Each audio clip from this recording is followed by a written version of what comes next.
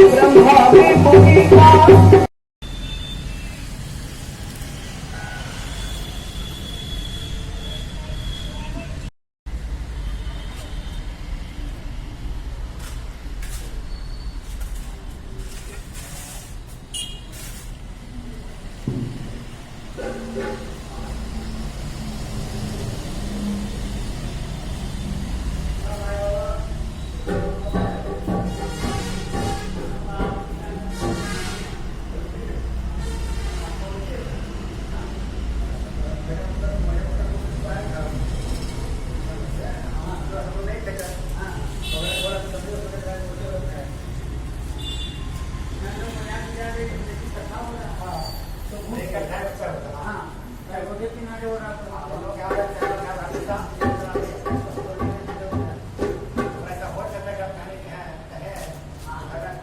भगवान का प्राकटीकरण होने जा रहा है। तीनों स्त्रियां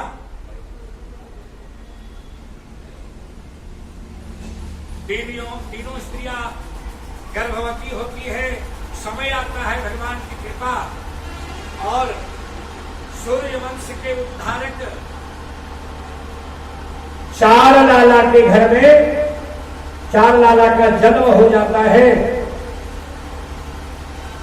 बोल रामचंद्र भगवान की जय, श्यावर रामचंद्र की जय,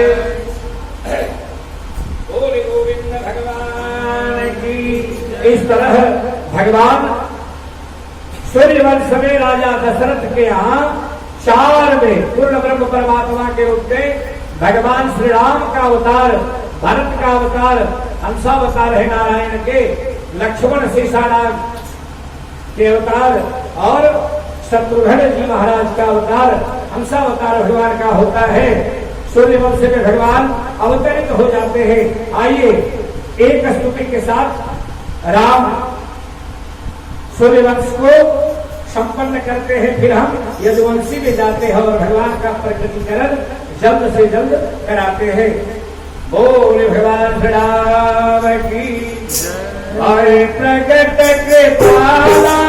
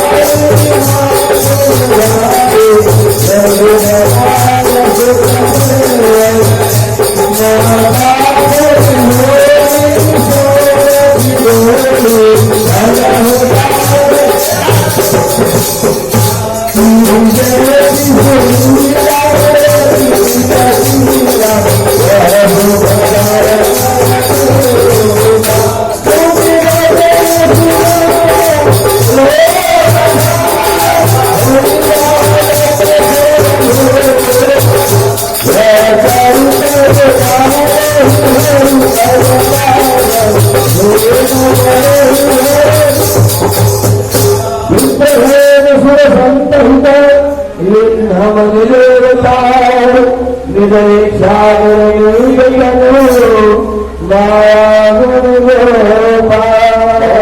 चारों ललाओं की एक श्लोक में रामचरितमानस समाप्त।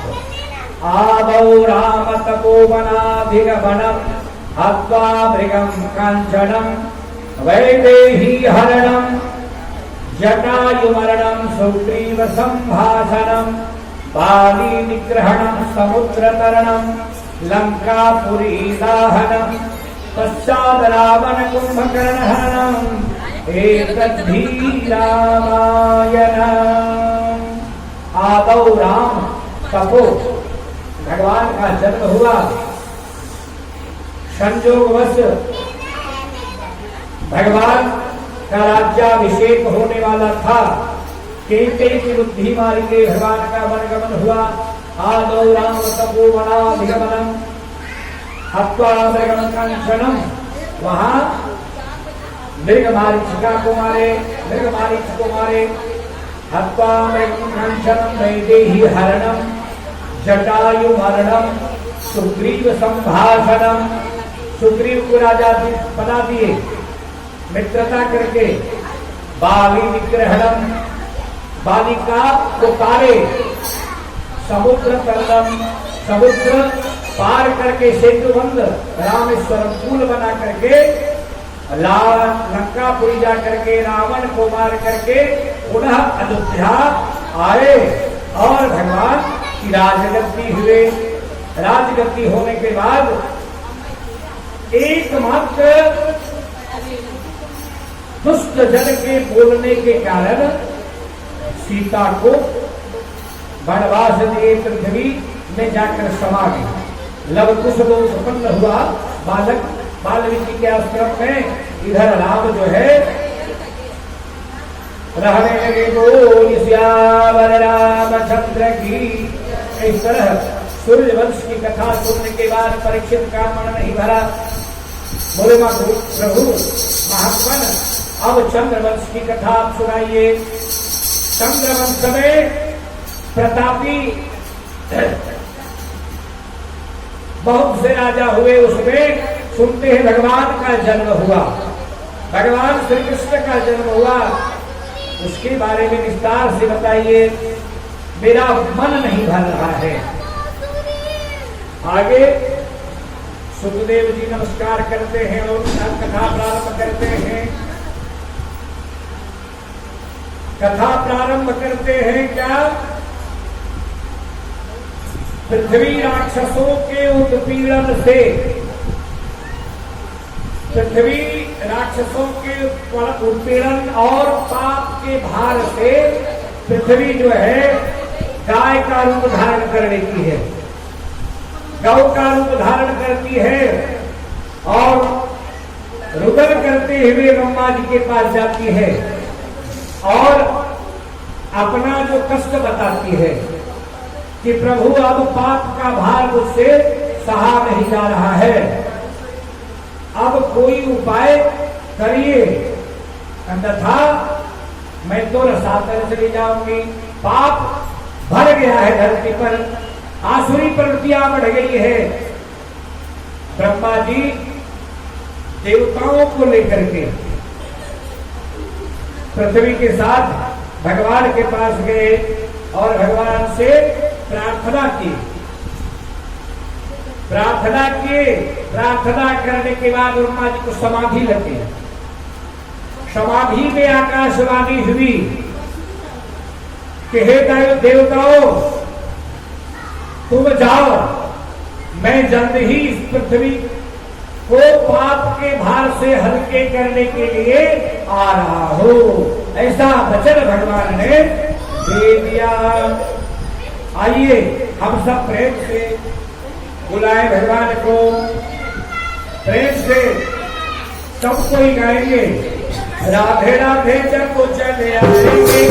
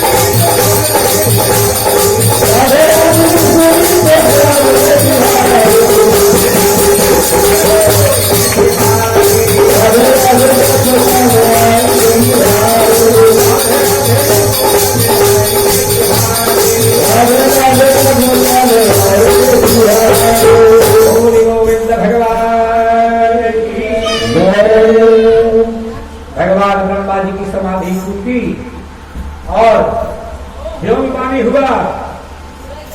क्या हुआ कि हे देव देवताओं, आप जो है गोपिकाएं बन के भरत में जाकर निवास करो, मैं जल्द ही आ रहा हूं। आकाशवाणी हुई, सभी देवी देवता बाल बाल गोपिकाएं बन करके ब्रज में गोकुल में जाकर के निवास कर गए, रहने लगे।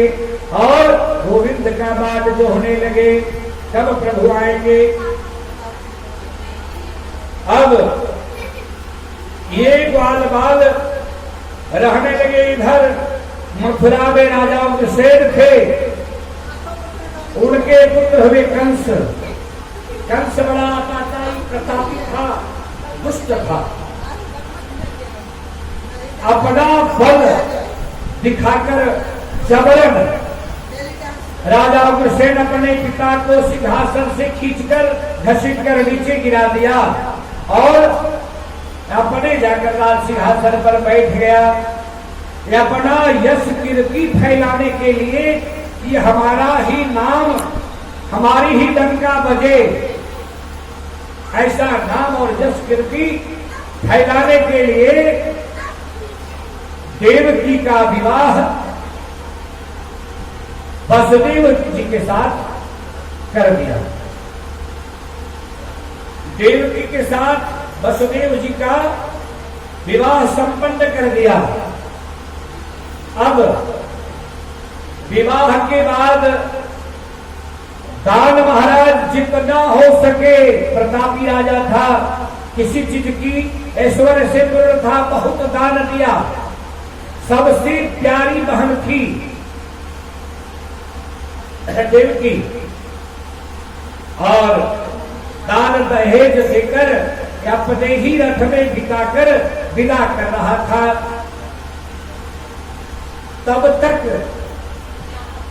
आकाशवाणी हुई, अरे कंस,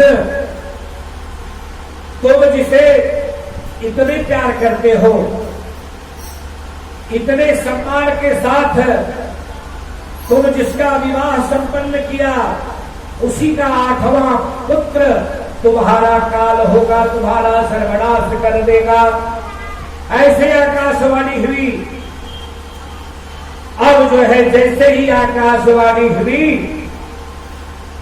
वो रोमांचित हो गया, हृदय कांपने लगा, थरथराने लगा और क्रोध ही आ गया। देवकी का 8वां पुत्र ही तुम्हारा काल बनेगा। जैसे ही श्रवण किया, क्रोध से कांपने लगा और तलवार निकाला देवकी का वध करने के लिए कि रहे बांस न बजे बांसुरी, इसी को समाप्त कर देंगे। समाप्त करना चाहा।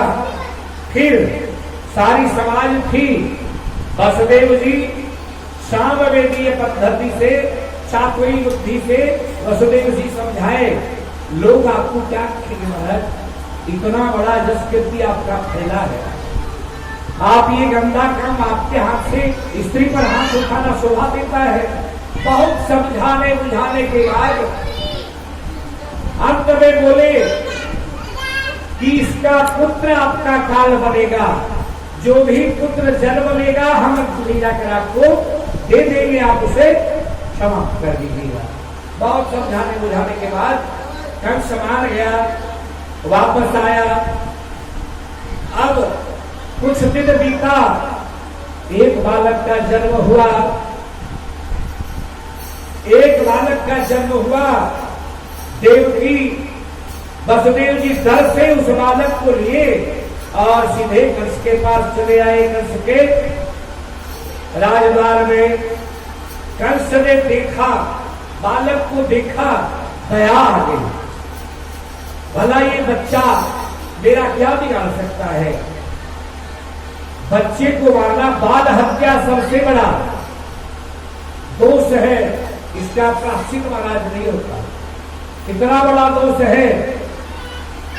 एक बार कंस सोचता है, इसे मारना नहीं चाहिए। और वसुदेव जी को कह देता है इसे ले जाओ। जैसे ही वसुदेव जी जाते हैं नारद जी का आगमन हो जाता है। देवता सोचते हैं यदि इसका पाप बढ़ेगा नहीं तो इसका विनाश कैसे होगा, इसका पाप भरेगा तभी तो इसका विनाश होगा। नारद जी आ गए, कंस को समझाने लगे। कंस प्रणाम किया और कंस को एक घेरा में 8 बिंदु दिए और कंस को बढ़िया से समझाने लगे। बताओ कंस, इस 8 बिंदु में 8वां कौन है? तो कंस बोले महाराज समझा नहीं। बोले कहीं से गिनो। गिने तो 8वां एक दूसरा आ गया।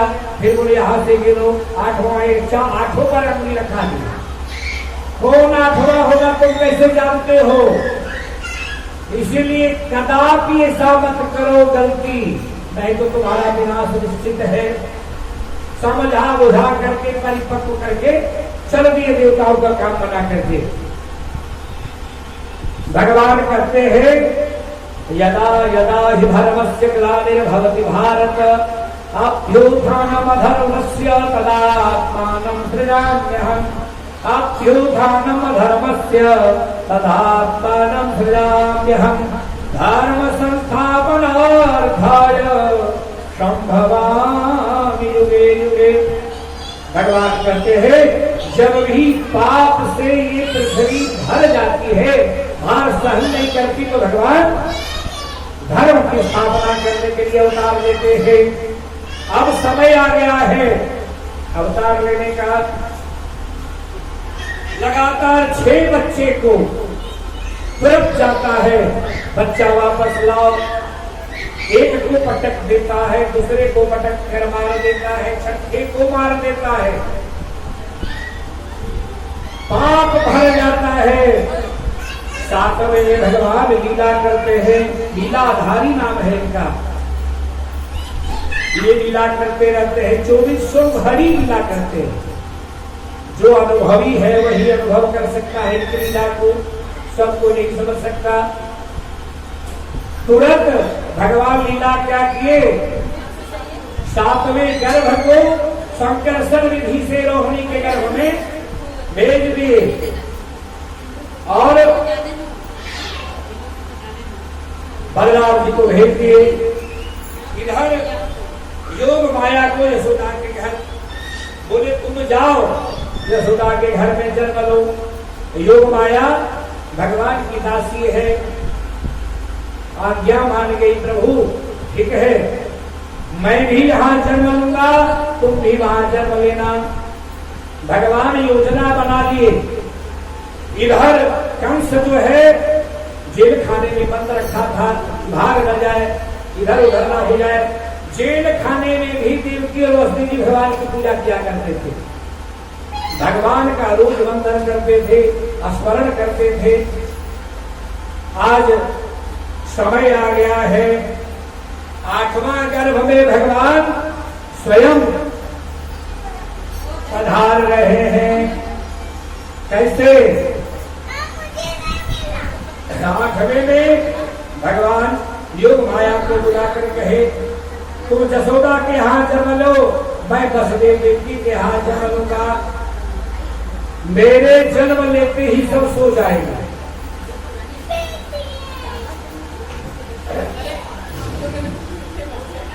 इधर भगवान जो है, भगवान कृष्ण शंख चक्र गदा पद्मधारी भगवान जो है जेल खाने में ही प्रकट हो जाते हैं। प्रकट होते ही ब्रह्मादि देवता आते हैं और स्तुति करते हैं किस मंत्र से? सत्यम प्रथम सत्य परम सत्यम सत्यस्य योनि निहितम च सत्ये सत्यस्य सत्यात् असत्यनित्यं सत्याग्रगं तं शरणं प्रपन्ना। सत्य सत्य करके नमस्कार करते हैं। ब्रह्मा जी देवता जाकर के बंदी खाने में भगवान को प्रणाम करते हैं। सत्य सत्य कह के कि हे गोविंद आप सत्य हो, नाम नहीं लेते काम बिगड़ जाएगा। सत्य सत्य कह करके क्या सत्यम प्रथम सत्य परम सत्यम, आप ही सत्य है और सब असत्य है, मिथ्या है। भगवान ही एक सत्य है, दूसरा सब मिथ्या है। प्रणाम करते हैं। कम शरणम प्रपन्ना, ब्रह्मादि देवता जेल खाने में जाकर भगवान की स्तुति करके प्रणाम करके चले जाते हैं। भगवान आज भादव महीना आ गया, भादव का महीना आ गया, कृष्ण पक्ष आ गई, अष्टमी तिथि आ गया। अष्टमी तिथि रोहिणी नक्षत्र भी आ गया, सिद्ध योग आ गया, पवकरण आ गया, नवग्रह तारा गढ़ इत्यादि नक्षत्र सब अनुकूल हो गए। क्यों? मेरे स्वामी आ रहे हैं, इसलिए सब अनुकूल देखने के लिए टकटकी लगा करके सब कहीं के कहीं स्थिर हो गए, घूमना बंद कर दिए। देवी देवता गंधर्व किन्नर यक्ष सब